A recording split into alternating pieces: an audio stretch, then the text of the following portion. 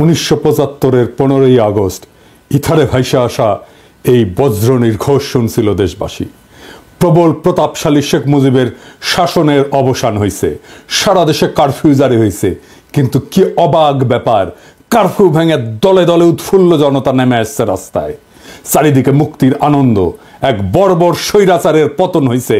তারপর সন্ধ্যাবেলা খন্দকার মোস্তাকের পাশে কোমরে রিভলভার গুজে যেই অফিসার শপথ নেওয়াতে যাচ্ছেন তিনি ছিলেন মেজর ডালিম। মেজর ডালিম রাতারাতি হয়ে উঠছিলেন নায়ক, সাহসের প্রতিমূর্তি। তারপরে 75-এর সব বীরকে পাঠানো হলো নির্বাসনে। সে আরাক আলাপ আর একদিন করব। এরপর তিনি শুধু নামই ছিলেন ইতিহাসে।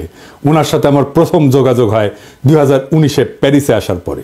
ওনার সাথে চ্যাটিং হতো। ওনার একটা ফেবু আইডি ছিল ফ্যালকন আইজ নামে। নানা বিষয় আলাপ হইতো, ব্যাপক পড়াশোনায় ভদ্রলোকের।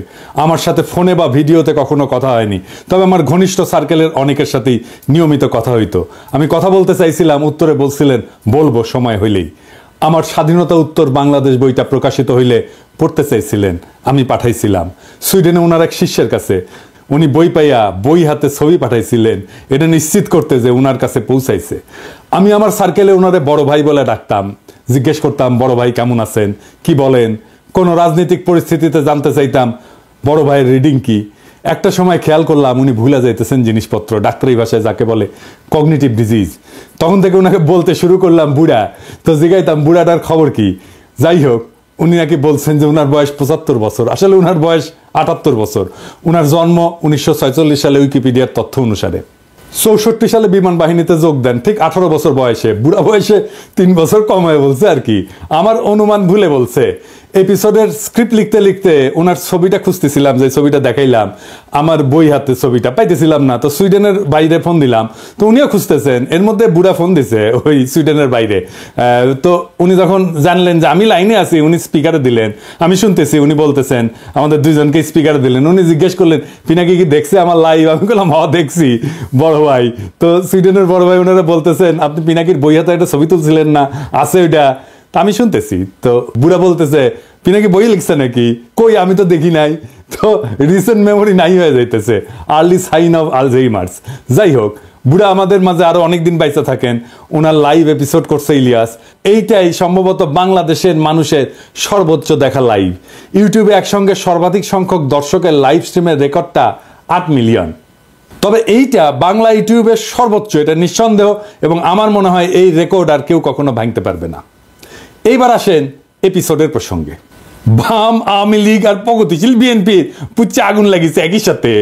যাই হোক, আমি সবগুলা আগুন নিয়ে আজকে কথা বলবো না, কয়েকটা আগুন নিয়ে কথা বলি। প্রথম অভিযোগ কি, মেজর ডালিম নাকি খুনি। আসলে কি মেজর ডালিম খুনি? আসলে না, খুঁজে দেখি। বিপ্লবী এবং সৈনিকদের খুনি বলা যায় না, কারণ তাদের কর্মকাণ্ড এবং উদ্দেশ্য সাধারণ অপরাধীর সাথে তুলনা করা যায় না। আদালত যখন প্রাণ নেয় সেটাকে খুন বলা যায়? একজন সৈনিক যখন দেশের শত্রুকে হত্যা করে সেটা কি অপরাধমূলক কাজ? একজন নারী যখন তার ধর্ষককে হত্যা করে ফেলে ধর্ষণের সময়, সেটা কি অপরাধ? না, সেটা না। কেন না? এর কয়েকটা কারণ আছে, বুঝে দেখি। 1 নম্বর কারণ, নৈতিক পার্থক্য, মোরাল জাস্টিফিকেশন। বিপ্লবীরা সাধারণত বিদ্যমান শাসন ব্যবস্থার অন্যায় বা নিপীড়নের বিরুদ্ধে সংগ্রাম করে। তাদের কর্মকাণ্ড একটা বৃহত্তর সামাজিক এবং রাজনৈতিক পরিবর্তনের উদ্দেশ্যে পরিচালিত হয়, বৃহত্তর স্বার্থে। নৈতিক দৃষ্টিকোণ থেকে এটা ন্যায় যুদ্ধ, জাস্ট ওয়ার, এই ধারণার সাথে সম্পর্কিত। সৈনিকেরাও একটা প্রতিষ্ঠিত রাষ্ট্র বা আদর্শ রক্ষার জন্য কর্তব্য পালন করেন। 2 নাম্বার, উদ্দেশ্যের মাহাত্ম্য, এটাকে ইংরেজিতে বলে এন্ডস ভার্সেস মিনস। বিপ্লবী বা সৈনিকদের কর্মকাণ্ডের উদ্দেশ্য ব্যক্তিগত স্বার্থ না, বরং এটা বৃহত্তর সমাজ জাতির জন্য। দার্শনিক ইমানুয়েল কান্ট বা জন স্টুয়ার্ট মিলের মতবাদে উদ্দেশ্যের গুরুত্ব এবং প্রভাব নিয়ে আলোচনা আছে। মিলের উপযোগবাদ বলে একটা তত্ত্ব আছে। এটা অনুযায়ী যদি একটা কর্ম বৃহত্তর জনগণের কল্যাণে হয় তবে সেটা নৈতিকভাবে গ্রহণযোগ্য। 3 নাম্বার, সমাজের দৃষ্টিভঙ্গি বা পারসেপশন বাই সোসাইটি। সমাজ সাধারণত সৈনিকদের রক্ষক এবং বিপ্লবীদের ন্যায়ের প্রতীক হিসাবে দেখে।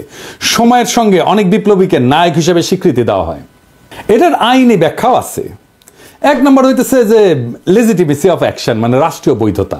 সৈনিকদের কর্মকাণ্ড রাষ্ট্রীয় আদেশের আওতায় ঘটে। আন্তর্জাতিক আইন অনুযায়ী যুদ্ধ বা প্রতিরক্ষায় হত্যা বৈধ, যদি তা যুদ্ধের আইন মেনে চলে। 2 নম্বর হচ্ছে রাজনৈতিক লড়াই বনাম অপরাধ, পলিটিক্যাল স্ট্রাগল ভার্সেস ক্রাইম। বিপ্লবীরা সবসময় বিদ্যমান আইন ভঙ্গ করে, বিপ্লব বা অভ্যুত্থান বিদ্যমান আইনের উপরে। সেই জন্য বিপ্লবীদের কর্মকাণ্ডকে অপরাধ হিসেবে বিবেচনা করা যায় না, কারণ আইন এটা সংজ্ঞায়িত করে বা ডিফাইন করে অপরাধ, আর বিপ্লব এটার উপরে। তা উপরে থেকে এই অপরাধের ডেফিনেশন তো বিপ্লব গ্রহণ করবে না। জুলাই বিপ্লবে পুলিশ নিহত হয়েছিল, মারা গেছিল, মারে ফেলা হয়েছিল, এটা অপরাধমূলক কাজ না, এটা বিপ্লবী সহিংসতা। এই জন্যই এই হত্যার বিচার করা যাবে না, কারণ বিপ্লব অভ্যুত্থান আদালত বা আইনের চাইতে বড়। যদি পুলিশ হত্যার বিচার হয় তাহলে ধরে নেবেন বিপ্লব পরাজিত। 15ই আগস্টের বিপ্লব পরাজিত হয়েছিল জন্যই আগস্ট বিপ্লবের নায়কদের বিচার এবং ফাঁসি হয়েছিল। 3 নম্বর হইতেছে যে ইচ্ছাকৃত হত্যা বনাম কর্তব্য, ইন্টেনশনাল কিলিং ভার্সেস ডিউটি। সাধারণ অপরাধী ব্যক্তিগত স্বার্থে হত্যা করে, অন্যদিকে সৈনিকেরা যুদ্ধক্ষেত্রে এবং বিপ্লবীরা সামাজিক রাজনৈতিক কাঠামো এবং বিদ্যমান ব্যবস্থা বদলের উদ্দেশ্যে কাজ করে এবং এর ক্ষেত্রে বিপ্লবী সহিংসতা হয়। এইটা তাদের কাজকে ইচ্ছাকৃত হত্যাকাণ্ড থেকে আলাদা করে। সেই জন্যই তাদের কাজগুলোকে ইচ্ছাকৃত হত্যাকাণ্ড থেকে আলাদা হয়ে যায়। শেখ মুজিবকে কেউ খুন করেনি, সে অভ্যুত্থানে নিহত। তার পরিবারের সদস্যদের কেউ খুন করেনি, তারাও অভ্যুত্থানে নিহত। দ্বিতীয় অভিযোগ হচ্ছে মেজর ডালিম শিশু হত্যা করেছে। আবার ইন্টারেস্টিংলি কৌতুকপ্রদভাবে এটা আইসিছে বামেদের কাছ থেকে। হ্যাঁ, মেজর ডালিম কি শিশু হত্যা করেছে? মেজর ডালিম 32 নাম্বার আক্রমণ করে নাই, তারে দায়িত্ব দিতে চাইছিল, সে নেয় নাই। কারণ মুজিব পরিবারের সাথে তার একটা ব্যক্তিগত পারিবারিক সম্পর্ক ছিল। সে গেছিল মুজিবের ভগ্নিপতি আব্দুর রব শেরনিয়াবাতের বাসায়। সেখানে তার 14 বছরের বয়সী মেয়ে বেবি, 12 বছরের বয়সী ছেলে আরিফ এবং 4 বছর বয়সের নাতি সুকান্ত আব্দুল্লাহ, যেটা আবুল হাসনাত আব্দুল্লাহর ছেলে, ও মারা যায়। আবুল হাসনাত আব্দুল্লাহ হারামজাদাটা পানির ট্যাঙ্কে লুকেছিল, বেঁচে যায়। কিন্তু কথা হইতেছে বাড়ির নারী আর শিশুদের বন্দুকের মুখে ফেলায় পানির ট্যাঙ্কে লুকেছিল কেন হারামজাদাটা? ওইটা জয় বাংলা হইলে তো আরো সুবিধা হইলেনি। যাই হোক, এবার আসেন দেখি মহান বিপ্লবের সময় শিশুদেরকে হত্যা করা হয়েছিল। যতগুলো বিপ্লব হয়েছে ইতিহাসে, যেগুলো নাম জানি আমরা, যেগুলো নিয়ে কাইট হয়ে পড়ে যায় বিপ্লবীরা, আসেন সেটা দেখি। ফরাসি বিপ্লবের সময় লুই শার্লস, যাকে লুই সপ্তদশ বলা হয়, মানে রাজা ষোড়শ লুই এবং মেরি আতরনাথের ছোট ছেলে, বন্দি অবস্থায় খাইতে না দিয়ে কারাগারে রেখে মৃত্যুর দিকে ঠেলে দেওয়া হয়। যখন তার মৃতদেহ বের করা হচ্ছিল, তার শরীরে কোনো মাংস ছিল না, কঙ্কালের উপরে চামড়া। বিপ্লবীরা হত্যা করবে না, কারণ তাদের পবিত্রতা নষ্ট হবে, কিন্তু খাইতে না দিয়া দিনের পর দিন কষ্ট দিয়া মেরে ফেলা যাবে। তো ফরাসি বিপ্লব নিয়ে আধিখ্যাত তো করে সবাই।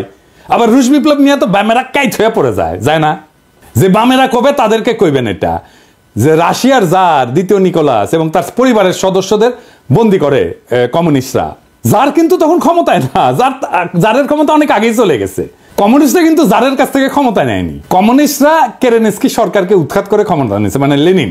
ক্ষমতা নেওয়ার পরে 18 সালের 17 জুলাই একসাথে হত্যা করে এই জারের পরিবারকে, তার স্ত্রী আলেকজান্দ্রা এবং তাদের 5 সন্তান, অলগা, তাতিয়ানা, মারিয়া, আনাস্তাসিয়া এবং অ্যালেক্সি। লেনিন মনে করছিল জারের পরিবার যদি বাইসে থাকে তাহলে তারা রাজতন্ত্র পুনরুদ্ধারের জন্য কাজ করতে পারে। এই জন্য পুরা পরিবারকে হত্যা করার সিদ্ধান্ত নেওয়া হয়। পরিবারের সকল সদস্যদেরকে কমিউনিস্ট বিপ্লবীরা গুলি করে হত্যা করে। পরে তাদের মৃতদেহ অ্যাসিড দিয়ে বিকৃত করে মাটিতে পুঁতে ফেলা হয়। এর মধ্যে আনাস্তাসিয়া নিকোলায়েভনার এর বয়স ছিল 17 বছর, আর অ্যালেক্সি নিকোলায়েভিচের বয়স ছিল মাত্র 13 বছর। দুই ক্ষেত্রেই প্ল্যান করে মারা হয়েছে অনেক পরে। 15 আগস্টে শিশুরা মারা গেছে কোল্যাটারাল ড্যামেজে, প্ল্যান করা হয়নি যে শিশুদের মারা হবে। এখন আমরা যদি বলি মেজর ডালিমেরা তো শিখেছে ফরাসি আর রুশ বিপ্লব থেকে, উত্তর আছে আগে বামেরা লেনিনের বিচার করুক, ফ্রেঞ্চ রেভলিউশনের বিপ্লবীদের বিচার করুক, জবাব আনুক, আমরা তারপরে জবাব দেব। এখন অনেকের মনে প্রশ্ন এসছে যে মেজর ডালিম কি তাহলে দেশে ফিরবেন বা ফিরতে পারবেন? আমাকে সুইডেনের ভাই, বড় ভাই, যিনি মেজর ডালিমের শিষ্য, উনি বলছেন ওনারে তো দেশে আনা দরকার, উনি অবশ্যই দেশে আসবেন। আমরা নতুন সংবিধান লিখলে 15 আগস্টকে বিপ্লবী অভ্যুত্থানের মর্যাদা দেব। আগের রায় বিচার সবকিছু ইনভ্যালিড হয়ে যাবে। তিনি তখনই বীরের বেশে দেশে ফিরবেন। 24-এর বিপ্লব যারা নির্মাণ করছে তাদের অনেকেরই আইডল ছিলেন মেজর ডালিম, অন্তত আমার তো ছিলেনই। ওনার নাম আমরা আকাশে লিখে রাখবো ঈসা খান তিতুমির, হাজী শরীয়তুল্লাহর সাথে। বাংলাদেশে যতবার জালেম আসবে ততবার মেজর ডালিমেরা জন্মাবে। কখনো তাদের নাম হবে আবু সাইদ, কখনো তাদের নাম হবে মীর মুগ্ধ, কখনো তাদের নাম হবে ওয়াসিম, আনাস। আমরা এক একটা তারার নাম দেব এই বীরদের নামে। 24-এর বিপ্লব একটা প্রকৃত বিপ্লব হয়ে উঠবে যদি আমরা নতুন সংবিধান লিখে মেজর ডালিমকে দেশে ফিরে আনতে পারি। সেই দিন হবে বিপ্লবের প্রকৃত বিজয়। ইনকিলাব জিন্দাবাদ।